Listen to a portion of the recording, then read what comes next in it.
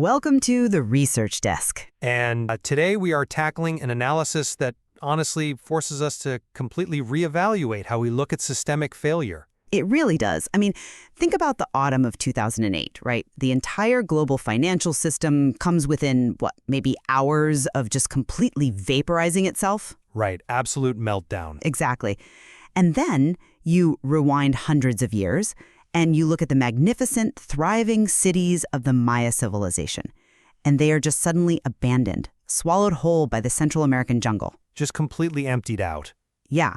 Or you go back to the 5th century and you see the greatest empire the Western world had ever seen, Rome, just fracturing into this patchwork of localized, feudal states. And historically, we are taught to look at those as completely unrelated events, right? Right. Conventional history treats them as isolated.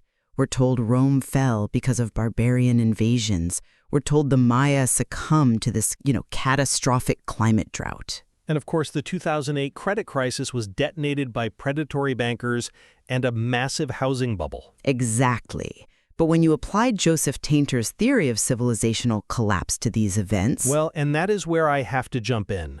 Because I look at that conventional narrative and I see a fundamental misdiagnosis of the disease. We spend all our time categorizing the symptoms. The triggers, essentially. Right, the triggers. My argument is that these systems did not die from external shocks. They didn't succumb to war or famine or, localized human greed. So what killed them? They died from an internal mathematical certainty. Specifically, they collapsed because the absolute cost of maintaining order within their respective systems simply exceeded the system's capacity to pay for it. Which brings us to the core of Tainter's 1988 theory. But we really need to reframe his traditional archaeological framework here. We have to view it fundamentally as a mathematical argument about Shannon entropy. Right, bringing information theory into it. Exactly, because in physics and in information theory, entropy is just the measure of disorder, right? It's chaos or unpredictability in a closed system. And the natural state of the universe is always high entropy. Always. So to build a civilization, whether you are laying down stone aqueducts or drafting complex legal codes or building sprawling bureaucratic institutions, you are deliberately trying to reduce physical and social entropy. You're imposing order. Yes, you are imposing a strict, predictable order on a very chaotic world. But thermodynamics demands a price for that order. Complexity is a legitimate, necessary tool for civilization, but it carries this compounding energy cost. And it compounds aggressively. It really does. So I approach this primarily from a historical and thermodynamic perspective. When a civilization's maintenance cost outpaces its energy revenue, whether you measure that revenue in bushels of grain or tax receipts or human labor, collapse isn't just a risk. It's an inevitability. Right. It becomes a mathematical phase transition. And see, my lens on this dynamic is rooted purely in financial mechanics and information theory. Tainter's dynamic maps to modern credit markets, not as some, poetic historical analogy. You're saying it's literal? It is an identical mathematical identity. Financial engineering, the creation of collateralized debt obligations, credit default swaps, all that vast, opaque architecture of structured finance, that acts as the complexity infrastructure of modern capitalism. Okay, so it's the equivalent of the aqueduct. Exactly. Its explicit design and purpose is to artificially suppress informational entropy in the market. It takes chaotic, wildly unpredictable human risks and forces them into an illusion of perfect uniform order. Lowering the entropy. Lowering it to near zero. And when the market can no longer generate the sheer volume of liquidity required to maintain that artificial order, you do not get a gradual, polite market correction. You get 2008? You get an explosive, violent, systemic optimization. Okay, but before we dissect the actual mechanics of the collapse, we have to understand this seduction of the buildup. We need to acknowledge why human systems eagerly trap themselves in this math in the first place. Because at first it looks like a miracle. It does. The bull case for complexity is undeniable because initially it works spectacularly well. Let's look at the early Roman Empire. The classic example. Right. So as Rome expands outward from the Italian peninsula, it is facing immense logistical, cultural, and administrative chaos. High entropy. Extreme high entropy. You're managing disparate tribes, dozens of varied local currencies, vast geographic distances. It's a nightmare. So Rome's solution was an unprecedented investment in physical and administrative infrastructure. The roads. The roads. They engineered 250,000 miles of paved roads. Now, we just think of roads as transit routes, but in the ancient world, this was the equivalent of laying down fiber optic cables. It was a physical internet. Exactly. It allowed a centralized operating system. The Latin language, Roman common law, standardized engineering, uniform weights and measures, to be deployed seamlessly across 3 entire continents. It functioned as a technology of homogenization, right? It completely eradicated the natural chaotic friction of distance and geography. It did. Political entropy was driven to near absolute zero. You had one emperor, one unified currency, one legal code, managing this incredibly diverse expanse, from, the misty bogs of Britain all the way to the deserts of Syria. And the return on that was huge. Staggering. The thermodynamic return on that initial investment in complexity produced 2 centuries of the Pax Romana. It delivered a standard of living and caloric security that the Western world literally wouldn't see again for well over 1,000 years. And the Maya did exactly the same thing, just in a different domain, right? Yes, the Maya achieved something equally miraculous, but their complexity was almost entirely focused on agricultural optimization. They didn't just plant crops in the dirt, they engineered a staggering informational architecture. The calendars. Right, the calendar system. They tracked solar, lunar, and Venus cycles simultaneously with unbelievable mathematical precision. And they used this precise temporal map to synchronize the management of massive terraced hillsides and vast reservoir networks. So they're taking the chaos of the jungle and structuring it. Quite literally converting a chaotic, unpredictable, high-entropy tropical environment into perfectly ordered, low-entropy farmland.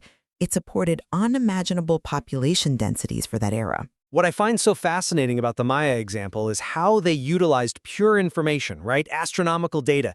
They used that to lower the physical entropy of the dirt and water around them. By coordinating the labor perfectly. Exactly. They used the timing of the Venus cycle to organize the manual labor required to dredge canals exactly before the tropical rains hit. That is an informational infrastructure lowering a physical friction. Right, that makes sense. Now take that exact concept and carry it forward. Map that historical infrastructure directly onto the financial engineering of the 2003 to 2007 global credit boom. Okay, let's do it. In this framework, collateralized debt obligations, or CDOs, are the precise structural equivalent of those Roman roads. They are the paved, low-friction highways of global capital. Okay, I grasp the conceptual parallel you're drawing there, but, you need to prove the mechanism to me. Fair enough. Because a Roman road physically moves a legion to suppress a rebellion, right? Or it moves physical grain from Alexandria to feed the plebs in Rome. How does a synthetic financial instrument actually replicate the tangible thermodynamic function of a stone highway? By executing the exact same reduction of friction, just in the realm of information and risk rather than physical space. Walk me through that. Okay, consider the raw material of the mortgage market in the early 2000s. You have millions of individual home buyers. You have a prime borrower with an immaculate credit score in Manhattan.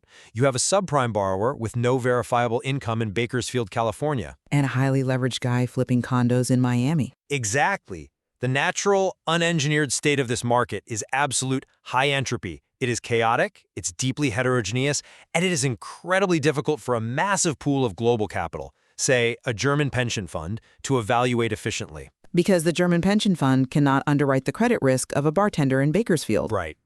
The friction is simply too high. So, enter the CDO. Financial institutions took massive pools of these wildly different mortgages and applied the technology of tranching. The layers of risk. Yes. They sliced the incoming cash flows from these mortgages into a strict hierarchy. Senior tranches were rated AAA, they get paid out first.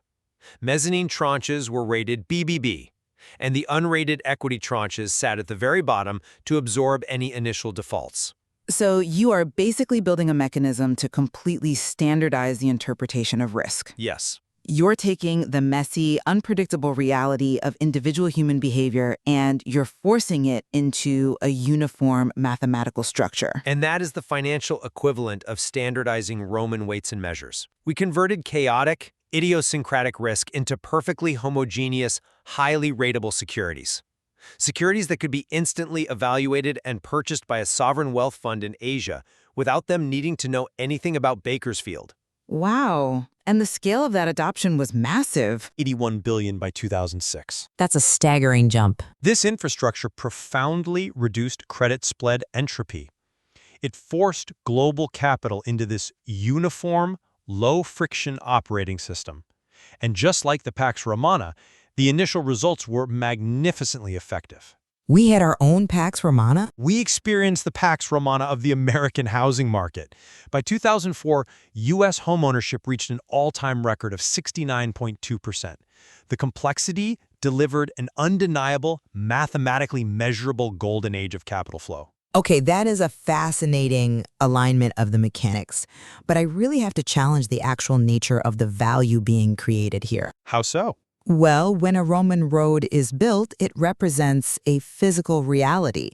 It genuinely solves a fundamental thermodynamic problem by permanently increasing the actual metabolic capacity of the empire. Trade physically becomes cheaper. Right. When you point to CDOs in the architecture of structured finance, does that complexity actually create real thermodynamic value?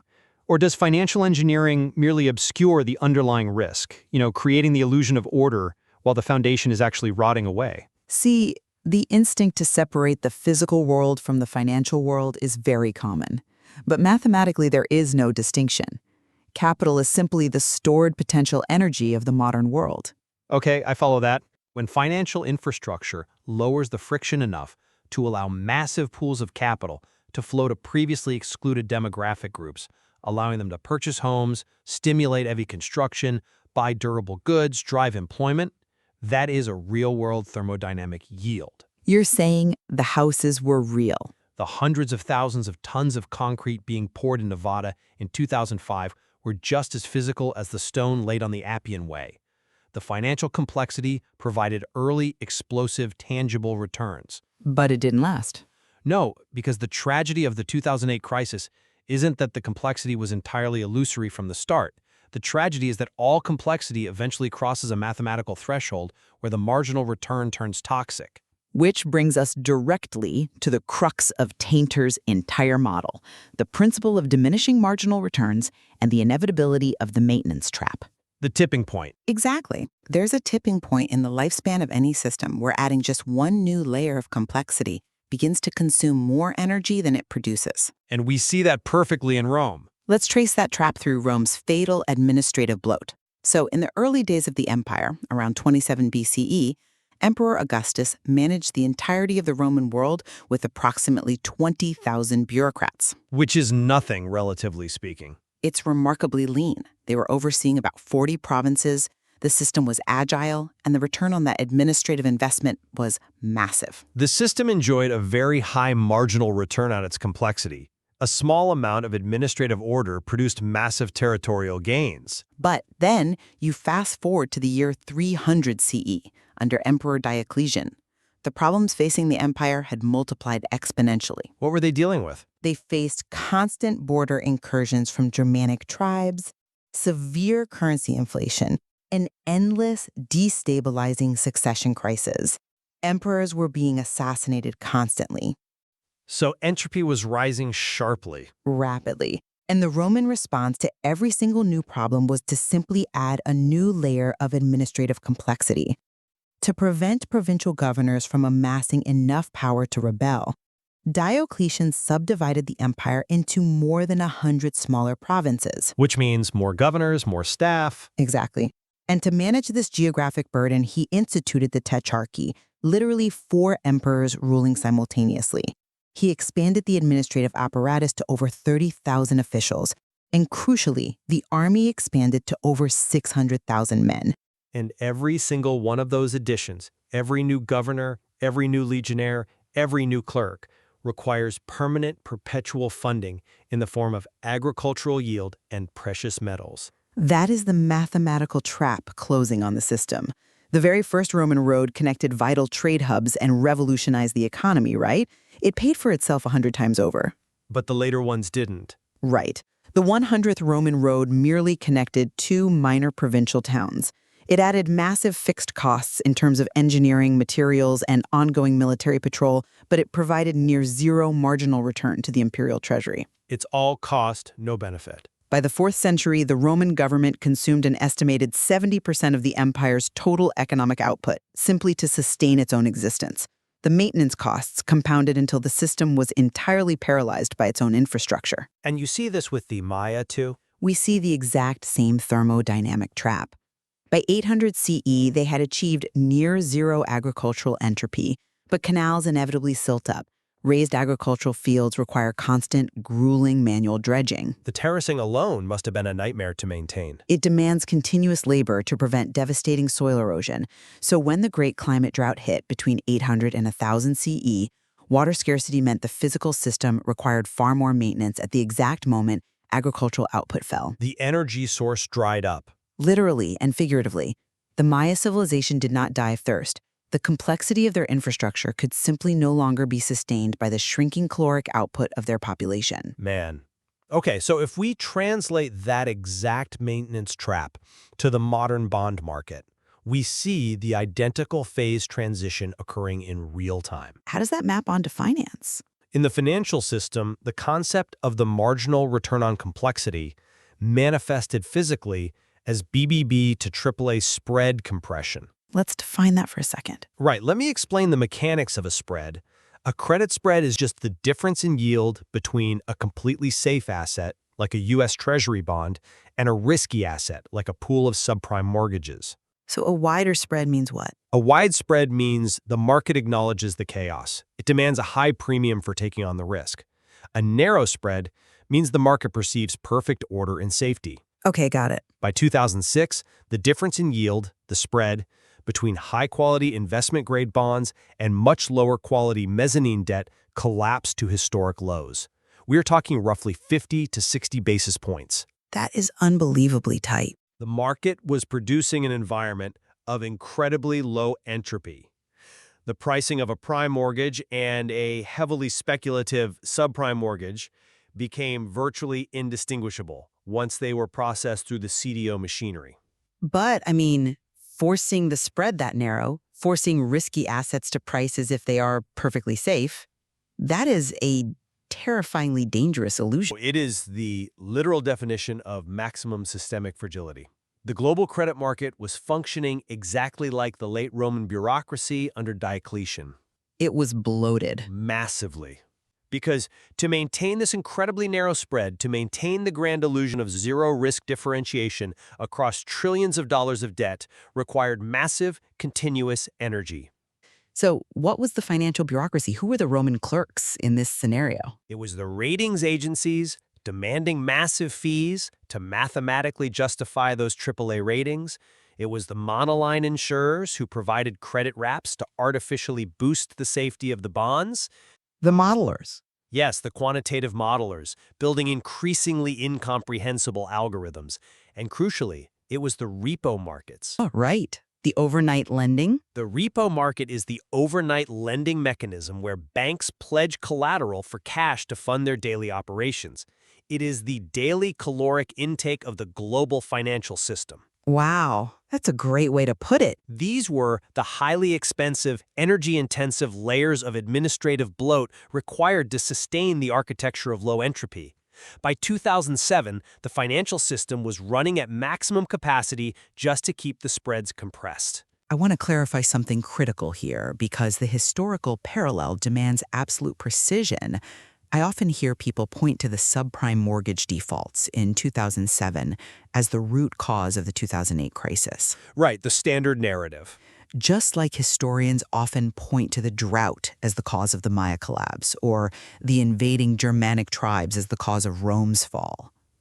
But a drought, or an invasion, or a localized dip in Florida real estate prices, those aren't the actual causes of a systemic collapse, are they? No, they are merely triggers. They are the spark, not the powder keg. And this distinction is vital to understanding Tainter's entire thesis. Because healthy systems can survive a shock. Exactly. If a system is structurally sound, if its maintenance costs are well below its energy revenues, meaning it has high operational margins, it can easily absorb a shock. A drought is just a difficult dry season. A localized housing dip is just a standard cyclical market correction. Right. But when a system is deeply trapped in the maintenance phase of complexity, 100% of available energy is consumed merely preserving the fragile status quo. There are zero reserves. Rome wasn't weak. It was just broke. Rome was not militarily weak. Rome was unthinkably expensive to operate. The Maya system was not merely thirsty, it was over-optimized to the point of absolute brittle rigidity. And the credit market? The 2007 global credit market was not destroyed by a few isolated defaults in the American Sunbelt. It was destroyed because the sheer cost of maintaining the illusion of perfect systemic safety had thoroughly exhausted the market's liquidity. You mentioned the mathematical models and the ratings agencies required to maintain this system. That introduces a hidden cost we haven't deeply explored yet. The informational cost? Exactly. When you force a system to look that mathematically perfect, what happens to the underlying data? What happens to the truth? It gets buried. There is a devastating informational cost to maintaining low entropy systems. When a system achieves near zero entropy, it effectively becomes an informational monoculture. It literally loses the fundamental ability to process objective reality. Give me a historical example of that. The ultimate historical example is the Soviet Union. Economically, the Soviet Union achieved the lowest entropy state in modern human history. Through central planning. Right. And in its early phase, the central planning model was astonishingly effective at brute force industrialization. Between 1928 and 1940, they increased steel production by 400% and electrical output by 700%. Which is incredible growth. Central planning, having exactly one price setter and one master production plan, works remarkably well when an economy is relatively simple and the goals are entirely quantitative. Right, it works when the variables are low enough for a human bureaucracy to actually comprehend the math. If the entire economic question is simply, how much raw steel do we need to forge 10,000 tractors, a central committee can solve that equation. As an economy scales over decades, the complexity of human needs explodes. You are no longer just making steel and tractors.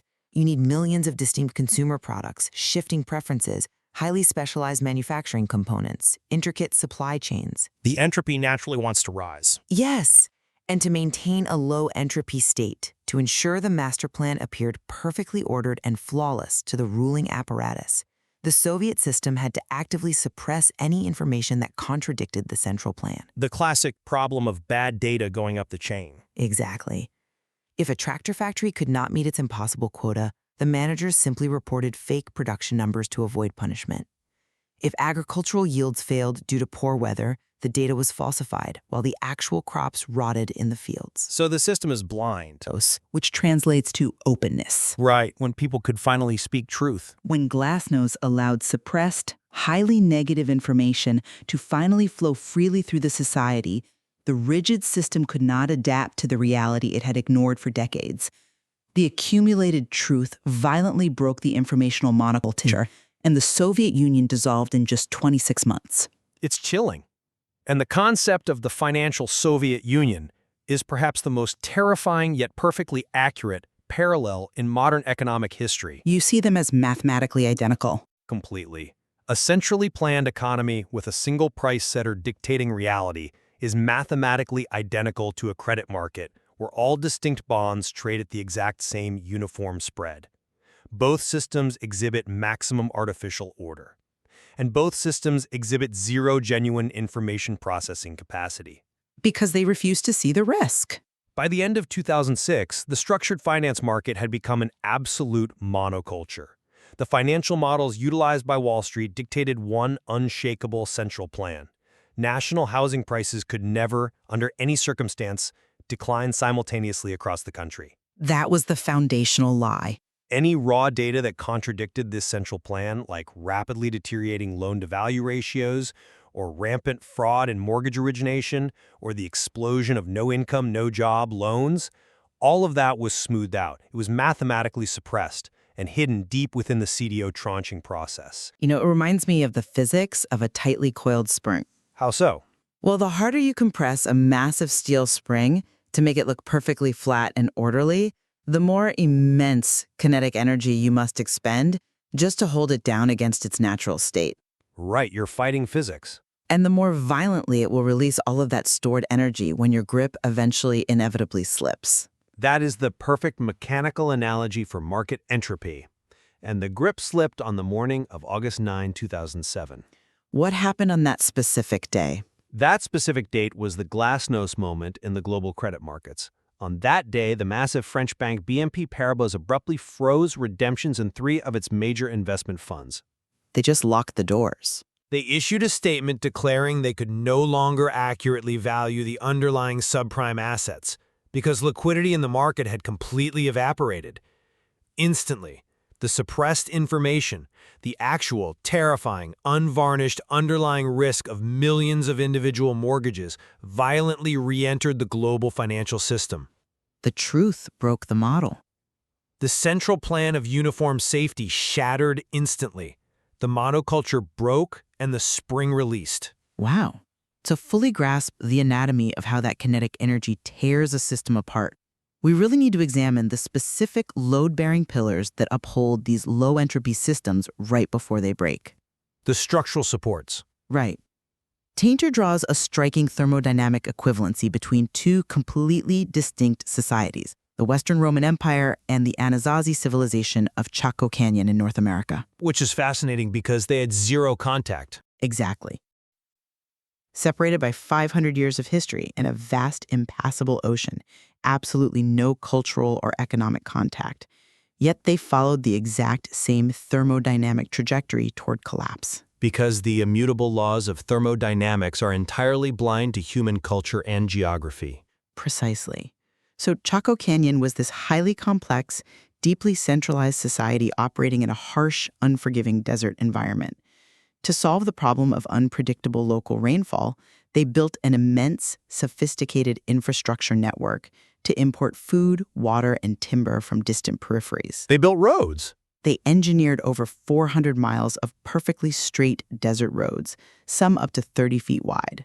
But just like Rome's 250,000 miles of paved networks, these desert roads required immense, continuous, backbreaking maintenance. Sand is constantly blown over them. In a desert environment, wind-blown sand and flash flood erosion constantly threatened to erase physical infrastructure.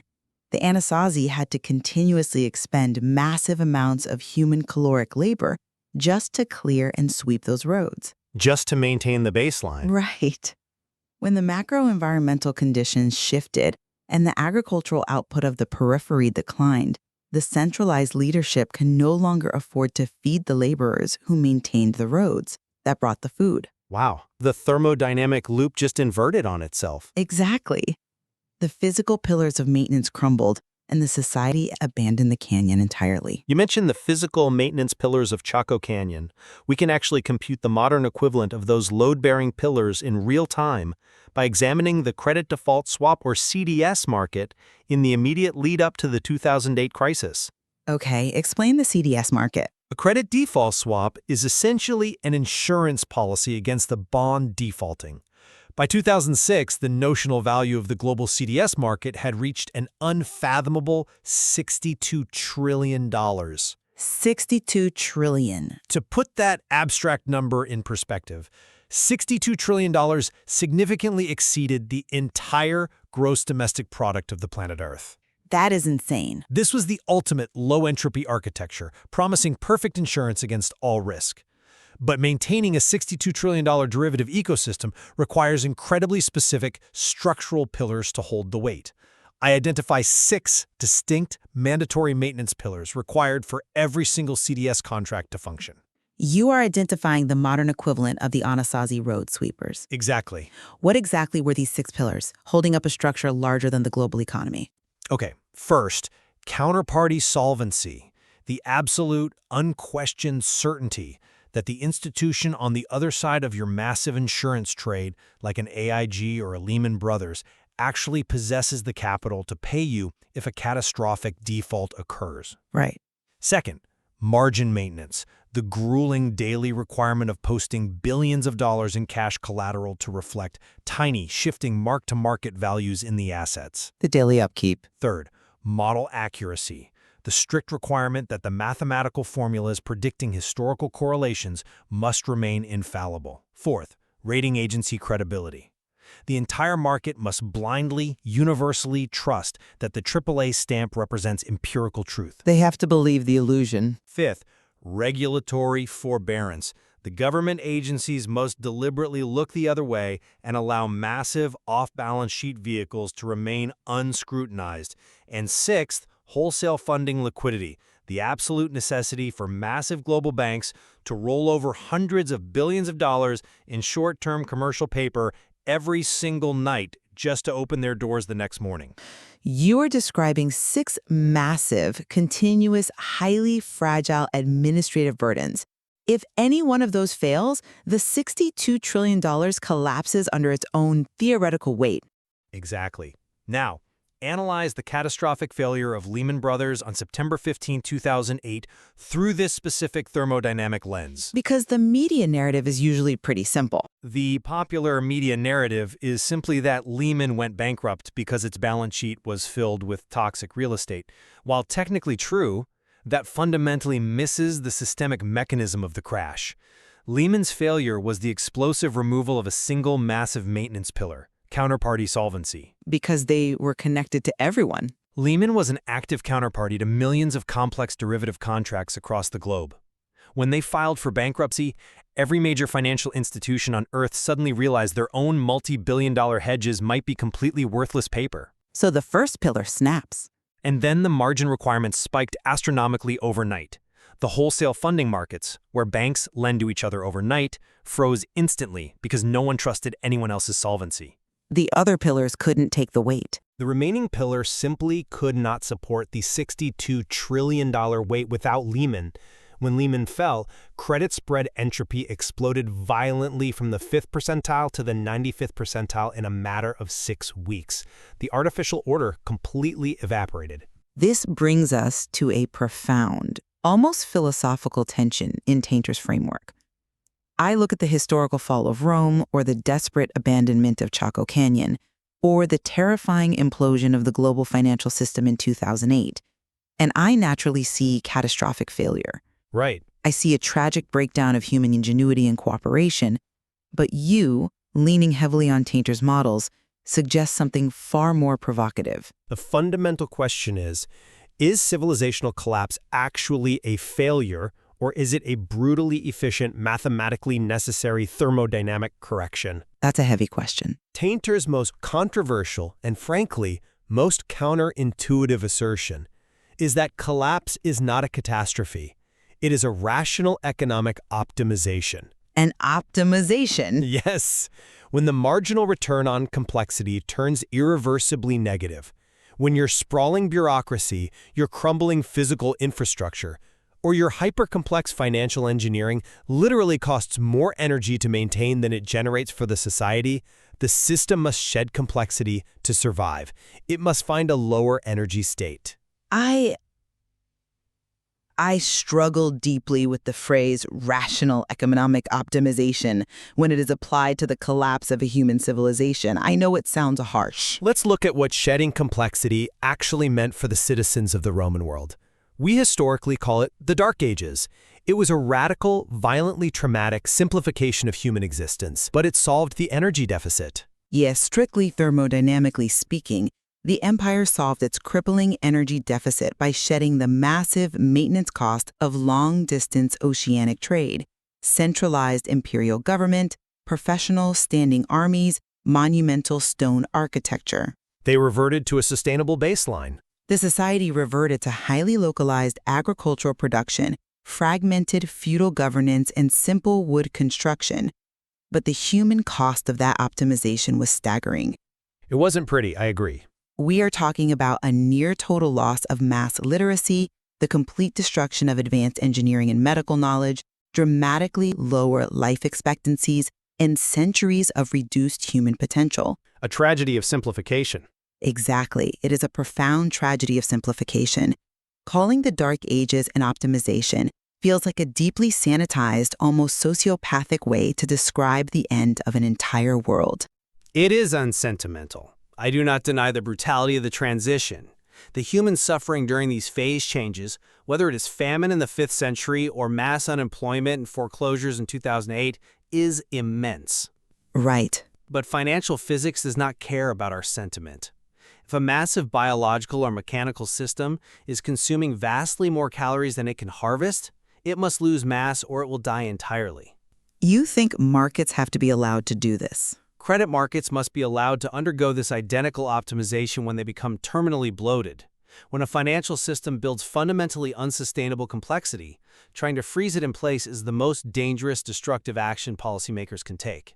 So the bailouts were a mistake? Contrast the massive global response to the 2008 crisis with the highly specific, isolated path taken by the nation of Iceland.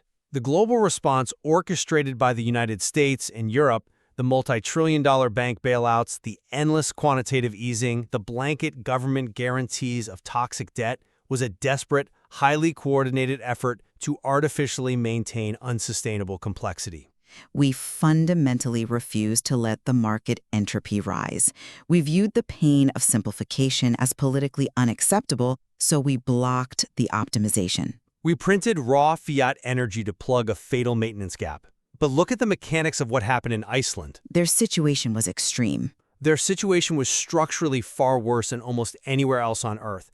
By 2008, the highly leveraged balance sheets of Iceland's 3 largest private banks were roughly 10 times the size of the entire national gross domestic product. 10 times GDP. That's insane. It was extreme, late-stage financial complexity hyper-concentrated in a tiny island economy. When the global liquidity crisis hit in October 2008, financial entropy in Iceland exploded violently. But they didn't do the bailouts. No. Instead of bankrupting the sovereign government to bail out the private banks, instead of artificially maintaining the toxic complexity, Iceland let them fail. They allowed the system to radically shed the bloated infrastructure. They even prosecuted the banking executives responsible for the buildup. I recall the immediate aftermath. The economic shock to their system was incredibly violent in the short term. It was not a peaceful transition at all. It was deeply brutal. Their national currency collapsed in value, domestic inflation spiked massively, and their gross domestic product contracted sharply. Ordinary citizens lost significant wealth. So why advocate for that? Because by letting those massive banks fail, Iceland instantly shed the crushing maintenance cost of that massive, unproductive financial sector. They accepted the pain of simplification, and the macroeconomic data over the next decade proves the efficacy of that brutal optimization. They recovered quickly. By 2012, Iceland had found a new, much lower complexity, but vastly more stable equilibrium. They recovered much faster than the European nations that subjected their populations to severe austerity to bail out their banking sectors. Iceland was soon growing faster than most of the continent. Wow. Preventing the optimization, as the rest of the developed world did in 2008, only guarantees that you build an even larger, vastly more catastrophic phase transition for the future. That analysis leads to a really chilling realization regarding our current reality. If we accept the premise that bailing out the global financial system in 2008 merely deferred the thermodynamic bill rather than paying it, then we must critically examine the machinery of complexity as it exists right now. We have to look at what we've built since. When we merge the historical analysis of imperial overstretch with the modern mechanics of credit creation, we arrive at a very uncomfortable diagnosis of the post-crisis era. The global regulatory response to 2008, sweeping legislative frameworks like the Dodd-Frank Act, the Volcker Rule, and the International Basel III capital requirements, they were entirely designed with the intention of keeping systemic entropy at a safe, sustainable level. They were supposed to fix the system. They were intended to force massive banks to hold far more reserve capital, dramatically reduce their leverage ratios, and strictly limit the amount of complex, opaque risk they could hold on their balance sheets. But did it work? Capital is fundamentally hydraulic. It operates like water under extreme pressure.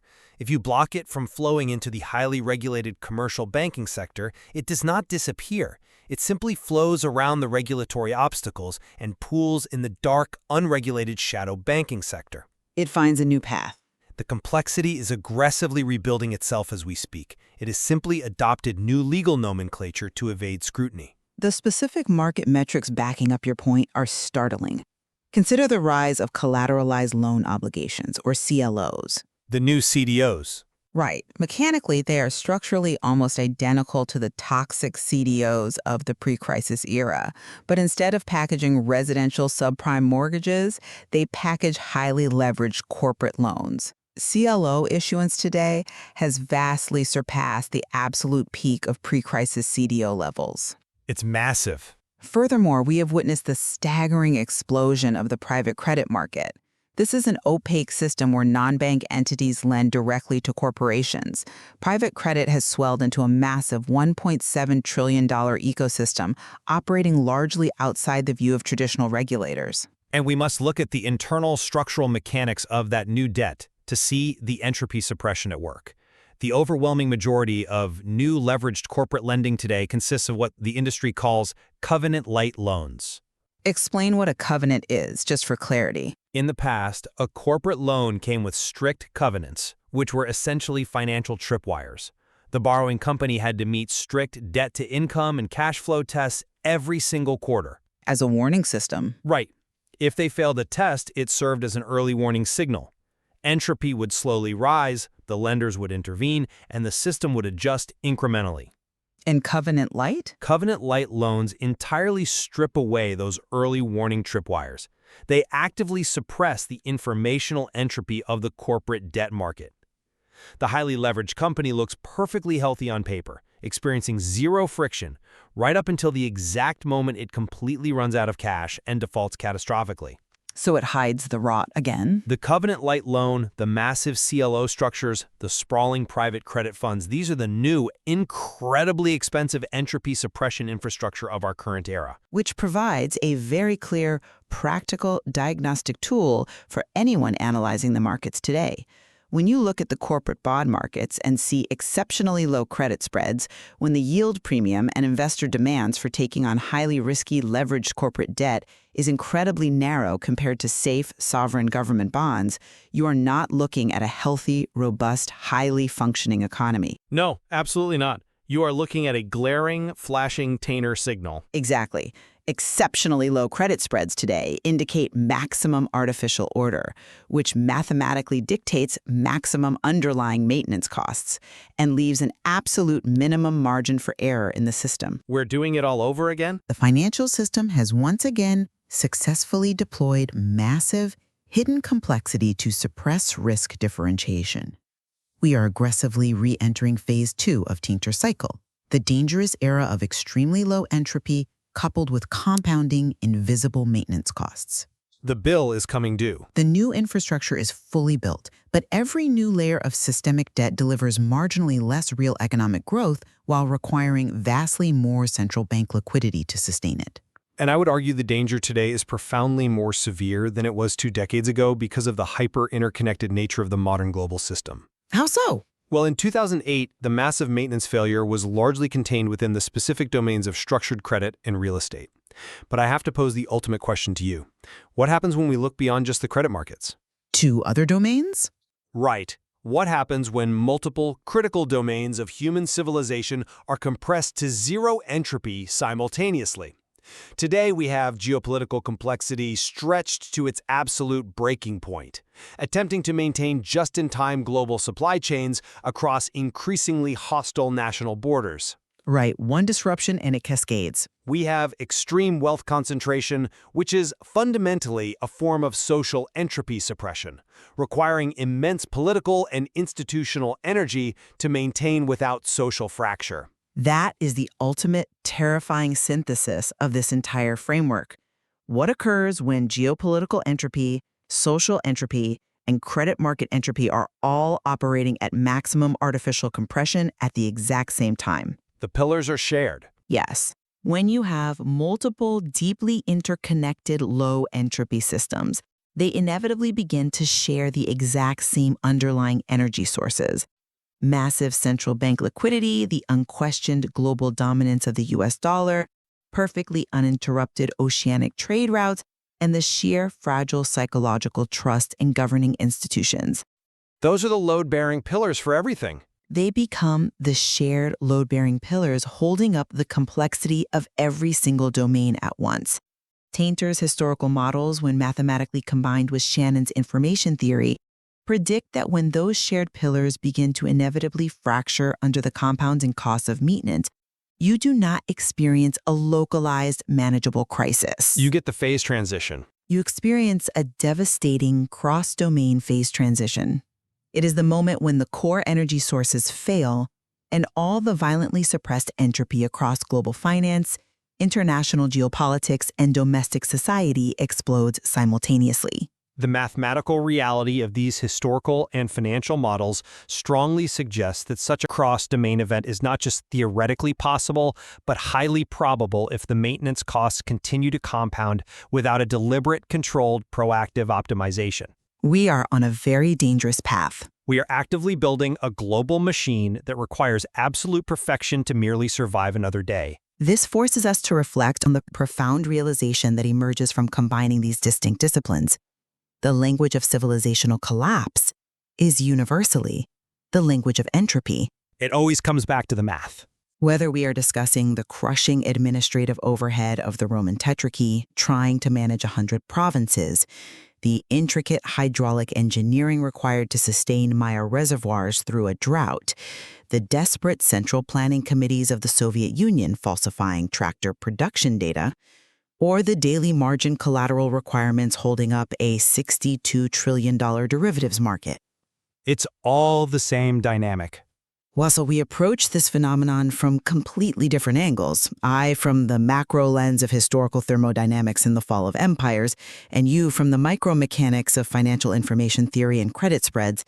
The underlying math remains terrifyingly consistent across 2,000 years of human organization.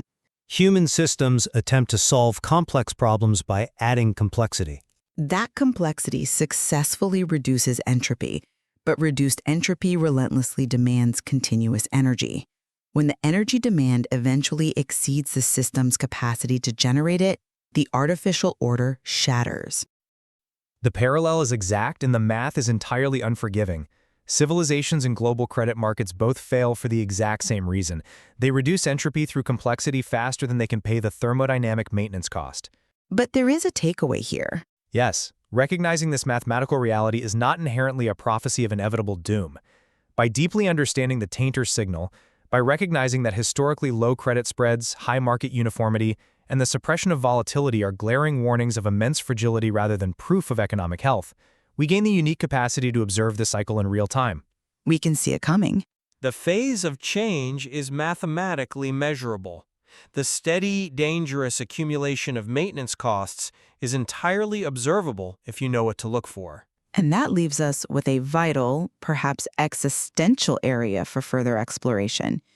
If civilizational collapse is merely an involuntary, violent optimization forced upon a system that stubbornly refuses to simplify itself, then there must exist a methodology for voluntary, managed optimization. We have to choose it. There is much more to explore regarding how complex systems, whether they are sovereign nations managing their geopolitical reach, massive corporate structures managing their debt loads, or individual investors managing their portfolios, can actively choose to transition to simpler, more resilient, and more sustainable equilibriums before the mathematical threshold of collapse is breached. We don't have to repeat the cycle. We do not have to be the late Roman Empire, paralyzed by the compounding cost of our own sprawling infrastructure. We possess the analytical capacity to choose the difficult path of managed simplification. Whether human systems will choose to optimize voluntarily, accepting the short-term pain to ensure long-term survival, or wait for the violent, involuntary phase transition to strip the complexity away from us by force, remains the defining question of our modern era. This is the Research Desk officially signing off.